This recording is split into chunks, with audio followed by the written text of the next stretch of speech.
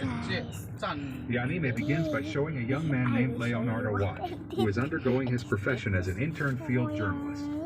That day, Leo came to a restaurant to relax and take a break. Got ruined. While at the restaurant, by Leo my introduced mother. himself to one of the waitresses who was there as an intern journalist. Then after the waitress heard Leo's hungry stomach, the waitress decided to feed Leo for free. Gotta get While enjoying a cup of black coffee, Leo turned on his camera to review the photos he had managed to take. The images captured by Leo's camera look very unique and good, which indicates that Leo does have the talent to be a photographer. But suddenly, a white monkey appeared and grabbed Leo's camera and ran away with the camera. Leo immediately ran out of the restaurant to chase the white monkey. During a chase, Leo accidentally encounters a large muscular man who was carrying out a bank robbery downtown. Leo almost died from the bomb explosion and the commotion the man had created. Leo's bodies and the white monkey he was chasing were flung simultaneously into the middle of the road. Just as Leo was about to retrieve his camera, a white-haired man named Zap Renfro suddenly appeared. Zap mistook Leo for part of the action of the criminals who were carrying out a bank robbery at the time, so he immediately arrested Leo. Surprisingly, Leo didn't fight back at all when Zap accused him of being a robber. Zap takes Leo to the LIBOR organization's headquarters.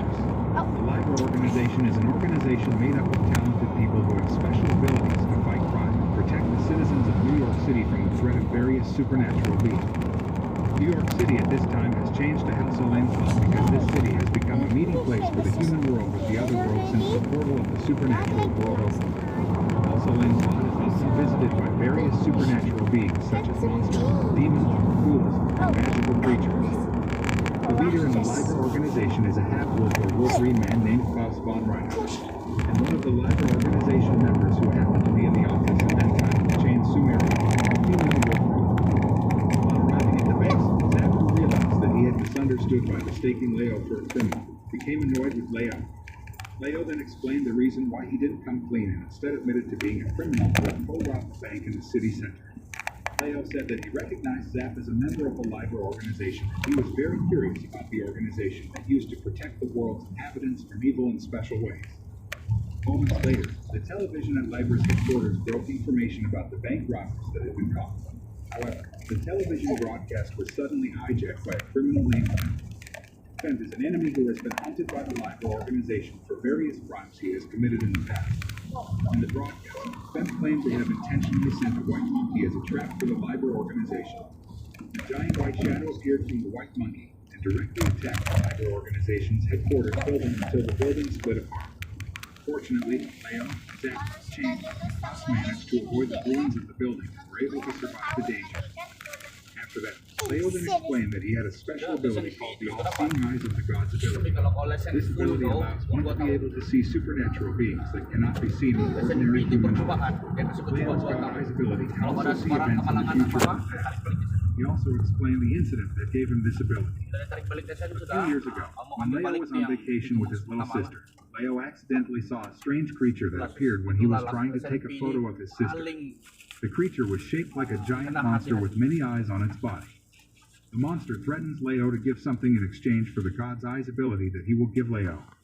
Leo tried to resist, but he couldn't say a word and couldn't move his body at all.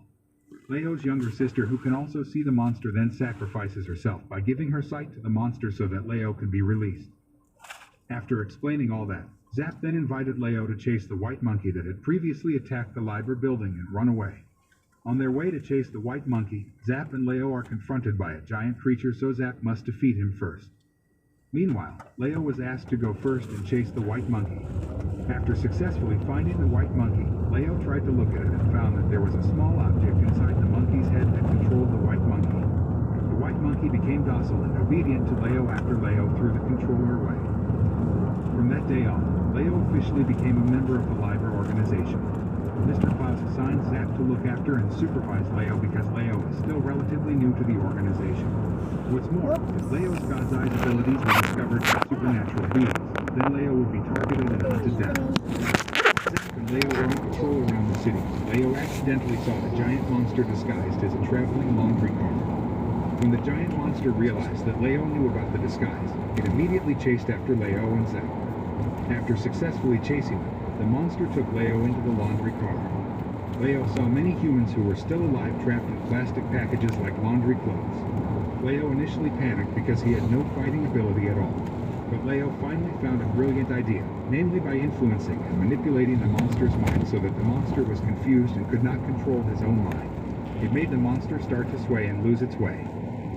Meanwhile, the other members of the LIBOR organization are still having a hard time locating Leo and the monster because of the monster's illusory abilities. Fortunately, when the monster began to sway, Zack was able to detect the presence of the monster's location with his magical blood ability, so that Mr. Klaus and the other LIBOR members could immediately go to that location to save Leo. With the combined strength of the few LIBOR members present, they were all able to defeat the gigantic monster with ease. However, Leo had to be affected by the fight and was injured badly enough that he had to be taken to the hospital. A few days later, after undergoing treatment at the hospital, Leo finally recovered and was able to get around the hospital to get some fresh air. As Leo walked through the cemetery next to the hospital grounds, he accidentally met a beautiful girl named Mary Macbeth, or who was usually called White. White is one of the hospital's permanent patients who has been hospitalized for 3 years due to a fairly serious illness. White doesn't have many opportunities to meet and get to know new people. That's why White was very happy and excited when she met Leo and immediately asked Leo to be her friend. One day, when Leo was about to go home by subway, Leo accidentally met a mysterious young man with glasses. With his God's ability, Leo could see that the young man had a blood-red aura that formed wings. After Leo talked about his experience to the other LIBOR members, their faces turned serious and then explained to Leo that the creature he met on the train earlier was a vampire. The next day, Leo was asked to look at ancient writing that is on a paper held by a vampire's hand. In the writing, there is information about the location inhabited by the vampires. After finding out the inscription, Leo and the other LIBOR members immediately went to a location known to be a den of vampires. The LIBOR member assigned to eradicate the vampires thought that the number of vampires in that place was only a dozen or tens of vampires. But after Leo tried to see the place with his God's eyes ability, it turned out that the number of vampires in that place was hundreds to thousands. Even Leo's eyes that were unable to contain the amount of vampire aura present in the place became injured and bloody.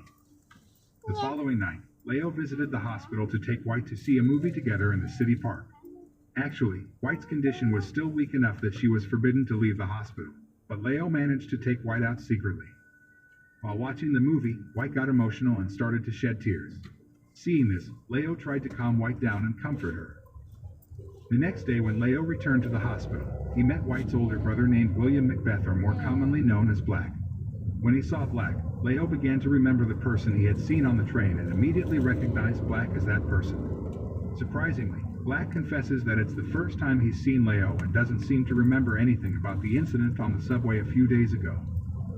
While having lunch together at a fast food restaurant, Leo learns that it turns out that White has a heart disease that is so weak that she has to be hospitalized regularly. During the conversation, Black inadvertently displayed his power to stop time for a few seconds. One day, Zapp sent a message to Mr. Klaus that he was in danger. Therefore, Mr. Klaus invited Leo to go to the location that Zapp had told him about. After arriving at the location, Klaus and Leo began to realize that it was a place to fight, and Zapp purposely brought them there so they could fight. The money from the fight will later be used by Zapp to pay off all his debts to the place's owner. Klaus was forced to face several fighters in the arena. All the fighters that Klaus is fighting against can be easily defeated by Klaus, so the audience is very excited to see this. Even the owner, who also participated in being an opponent for Mr. Klaus, was also defeated by him. The scene switches to the moment where Trent is having an encounter with some monsters in his hideout. Surprisingly, Black was also in the meeting. It turns out that Black has another soul in his body that has an evil character named Blank. Blank and Black don't share the same memories, so when Black's soul takes over his body, he doesn't remember anything about Blank at all. After the meeting, Blank went to the hospital to see White. Blank then asked White to help him take over the God's Eyes ability from Leo. In exchange, Blank will leave Black's body and let Black's soul return to his body. White felt very sad, but she had no other choice but to obey Blank's words so that she could save her friend. In the afternoon, White invites Leo to meet at a church. When Leo arrived, White immediately put on the iron glasses that Blank had previously given her to put on Leo's eyes. After the glasses were on, Leo screamed in pain and fell limply. The glasses turn out to be used to take Leo to another world so Blank can take Leo's power. Leo tried hard to get out of the other world created by Blank, but still failed. Meanwhile, in the human world, Fempt and his army are making a commotion in the middle of the city, so all Liber members are busy trying to defeat Fempt's gang and protect the townspeople. After quite a long effort, Leo is finally able to get out of the other world. Leo looked surprised to see the human world was experiencing destruction everywhere. At the same time, the White Monkey came to see Leo and gave him a camera that contained a recording of White asking Leo for help. Through the tape, Leo finally learns that White has died. Seeing this, Leo immediately rushed to deal with this mess and tried to defeat Blank. Leo tries to track down Blank's whereabouts with his remaining God's Eyes abilities. On the way to Blank's location, Leo must face hundreds of zombies that stand in his way. Fortunately, members of the Liber organization helped Leo to get through and defeat all the zombies.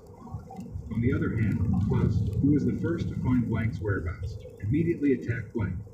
Mr. Klaus tried to fight Blank with all the strength he had, but that effort still couldn't beat Blank. When Leo arrived at the place, Leo could see Black's soul was crying for help so that Blank could be removed from his body. Leo immediately summoned White's soul and brought her together with Black's soul in his body, so she could attract Black's soul to take control of the body. It turned out that the method worked, and Black's soul was able to take over his own body again. Mr. Klaus, who saw Leo's success, looked very proud of Leo. Hearing Mr. Klaus praise and words, Leo was moved and couldn't hold back his tears.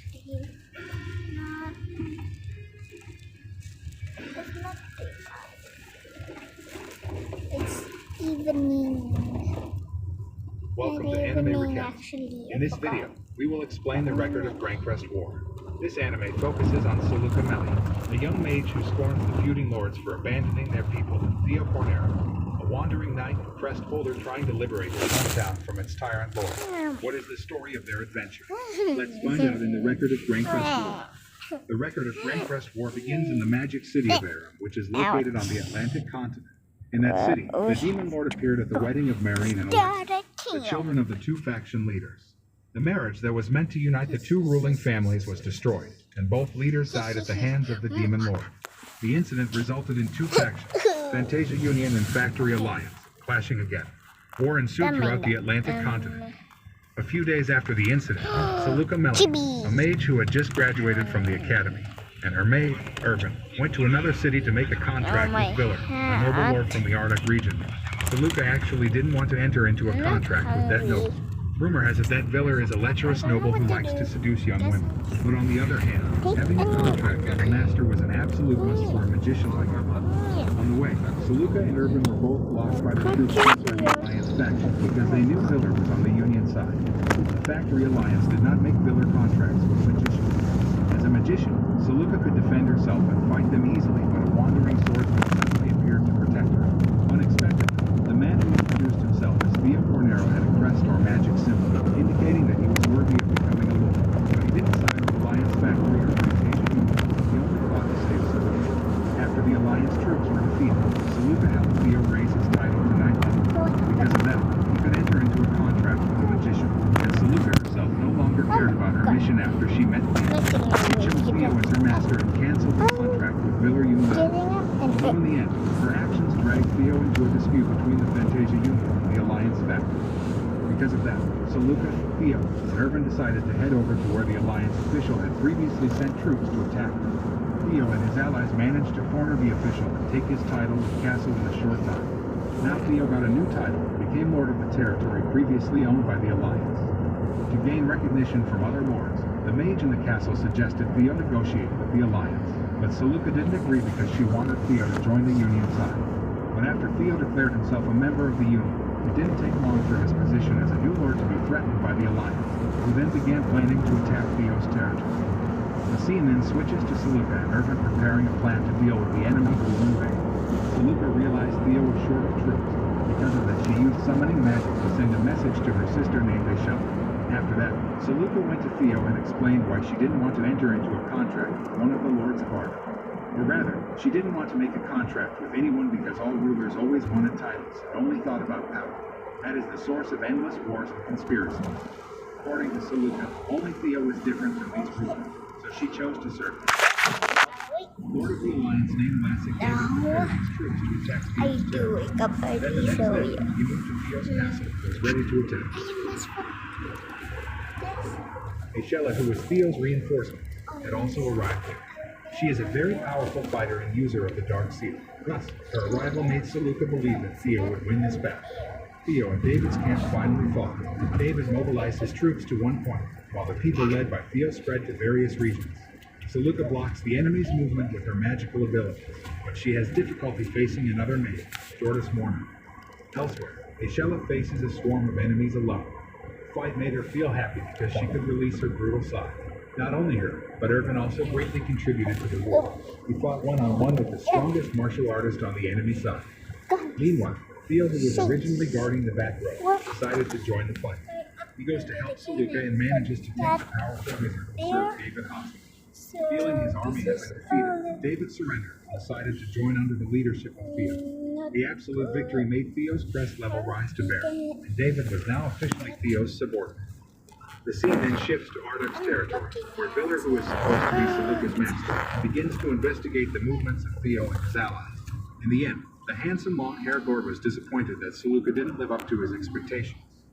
Back at the castle, Theo and his gang celebrate their victory by fighting. David also felt very excited after joining Theo because he believed Theo could easily expand his territory. But David's assumption was later opposed by Seleucus, who said that Theo's goal was not to expand his territory, but to save his homeland, Sestina, and become a leader there. To realize this grand plan, several members of Theo have been sent to negotiate for the territory's independence, which is now under Theo's control. Not long after, suddenly, there was news of the emergence of monsters in the city area. Theo and his allies immediately came to the scene and fought against the monsters there. The next day, Orno gave word that negotiations had failed. King Sebus, one of the lords of the Factory Alliance faction, did not recognize the independence of Theo's territory. He wanted them to settle their affairs through war. Theo did defense and attack even caused Aeshella to be seriously injured. However, the situation is different inside the castle, where Theo lures the opposing forces and manages to encircle them. Elsewhere, David with his army also lures King Sebus' army into a narrow area. There, David bravely counterattacked and defeated King Sebus and his army. Okay. Open it and eat it. The defeat of King Sebus opened the opportunity for Theo's group to launch a truce. Theo and his allies then regrouped to arrange their next plan. Seleucus predicted that the opposing side would demote Theo's title to the lowest ruling caste as a condition of withdrawing from the battle. To outsmart this possibility, Theo decides to give his position to David. That way, he could come back at any time to make it easier for him to achieve his goals. However, while negotiating with Valdrin's side, the head mage instead asked for Theo's life as a condition for a truce. Therefore, Theo and his allies could not help but have to fight another war against Valdrin. In the second battle, the troops from Arduk, led by Viller, unexpectedly came to Theo's aid. Their arrival was greeted with joy and disappointment because Viller came with one condition. He wanted to make Seleucus his wizard. But besides that, he would also make Theo the king of Sebus if they won the war. However, Theo did not want to accept the title. He prefers to be under Viller and hand over his position to David. Even so, he wanted to retain his title as a knight to maintain a contract with Seleucus.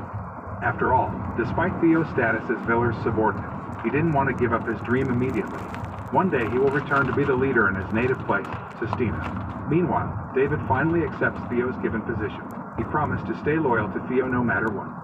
The scene then revolves around an eerie forest, where there has been an incident involving the conflict between the Wolf Clan and the Vampire King. But the real cause was not the Vampire King, but the black magicians who served him. Hearing this, Viller ordered Theo and Seleucus to go to their allies in the Forest of Eternal Darkness, which was the domain of the vampires. Arriving there, Theo and Seleucus received word from the Wolf Clan that the Wolf Queen and her 2 children were being held hostage by a black magician in a secret place. Theo and Seleucus then came to the castle of the Vampire King, ready to fight. But to his surprise, the Vampire King doesn't like fighting, a stark contrast to his strong and sinister appearance. The Vampire King left his own castle without a single fight. After that, Theo and Seleucus explored the castle until they reached the dungeon. It turned out that it was there that the Wolf Queen and her 2 children were detained and tortured by a black magician. The battle broke out, and Theo and Seleucus had enough trouble against black magicians who could cast various types of magic, including summoning magic. If it wasn't for his crest's power, perhaps Theo would have lost to the black magician's attack. Fortunately, the Wolf Queen and her 2 children later helped Theo in this critical situation. Together, they finally managed to corner the black magician, where she decided to run away. After the Vampire King and his servants left the Forest of Eternal Darkness, Viller appointed Theo as the new Lord of the Forest. The residents began to accept Theo because he had saved the Wolf Queen and her 2 daughters. They also promised to serve him faithfully. A few days later in Vialar's castle, Saluka learns magic from several senior magicians who serve Viller. But at the same time, Margaret, who is Viller's most loyal magician, looks disappointed because Viller will cancel her contract right on her 25th birthday. Knowing this, Saluka persuaded Viller to keep Margaret's contract, but Viller still refused on the grounds that it was a law he had set since becoming a noble, that a female witch who was 25 years old had her contract cancelled. Margaret's birthday arrived. The party was attended by lords from various regions of Arda, which made the atmosphere in the castle so lively. Viller then dances with Margaret, which Theo is interested in trying. He then asks Saluka to be his partner, but because they were still amateurs, Theo and Saluka looked nervous. They even tripped a few times. The next day, Viller gathered his subordinates to discuss plans for a meeting of the rulers. In the end, they decided to go with a large army to conquer the Forbes and Clovis territories. Saluka advises Theo to go to Baron Ladvin's territory, while the Forbes territory raid will be led by Mirza Kuches, Viller's ally from the Dartania region of Arda. Long story short, Mirza arrived in the Forbes area and then went to the palace where the leader lived there. He went alone without bringing any troops. Even so, Mirza turned out to be a very strong swordsman. He was able to finish off the troops in the castle and managed to seize the crest belonging to the ruler of Forbes. After slaughtering all the top brass of Forbes, he waited for the next step that the success of Theo's group would determine. Meanwhile, Theo and Saluka had arrived at Baron Ladvin's territory, but instead of declaring war, Theo decided to negotiate with Ladvin to persuade him to join Fantasia Union. Ladvin initially refused. He only agreed after Theo explained the current war situation where the safety of the Ladvin residents would be more secure if they joined the Union. Negotiations were successful, and now Ladvin officially became Theo's subordinate and declared his loyalty in front of the entire population. In a different place, David and his troops won the war. Viller and his subordinates' plans to take down Forbes and Clovis were realized without any significant resistance.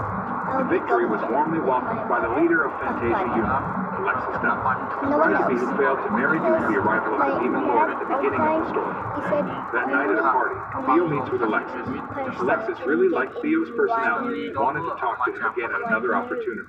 After that, Viller brought Theo together with the Lord from his hometown, Sistina, whose name was Federico Rossini. Federico doesn't seem to like Theo because he goes by the name Cornero, even though he doesn't come from a noble family. Federico even said that Cornero wasn't a name a weakling like Theo could use. But Theo did not return the insult because he was sure that he would return to Sistina and become lord there one day. After the party, Theo and Saluka rested, but it wasn't long before Alexis came to visit them to tell a story. From the story, they knew that since his marriage failed, he had difficulty establishing a relationship with his future wife, Maureen Kraish, who was from the Factory Alliance faction. After chatting, Alexis was escorted by Theo and Saluka to his horse carriage, but at the same time, a group of troops appeared to attack them. After investigation, it turns out that Federico sent the assassination squad to finish off Theo. Unfortunately for him, because Theo was with Alexis when the assassins struck. Angered by Federico's actions, Alexis finally wanted to kick Federico from Fantasia Union. His decision was intertwined with Theo's wishes. If Federico is eliminated, it will open up more opportunities for Theo to move and seize Sistina. Mary then heard the news of the attack on Alexis. She has received all the love letters sent by Alexis, but she can't reply to them. She is traumatized by the murder on her wedding day and feels that Alexis and herself were not meant to be together. Sometime later, and at the meeting of the lords of the Fantasia Union faction, it was decided that Federico would be removed from the list of allies. There was also a debate about Viller's move to conquer the Alliance's territory at the meeting. Viller was considered reckless for moving alone without the approval of the Union officials. This resulted in the tension between the Alliance and the Union increasing, but Viller reasoned that all of this was done to ward off the rulers who were starting to run wild, and the most appropriate way to overcome that is to usurp their title and throne. On the other hand, Marine and the entire Alliance faction planned to counterattack and invade Viller's territory. One of the Arduk region lords who learned of this immediately went to Viller for help. However, Viller decided not to get involved, leading Saluka and Mirza to question the decision. According to Saluka, that would only pave the way for the Alliance side to destroy Arduk's territory. But the stubborn Viller seems difficult to compromise. He still doesn't want to go to war.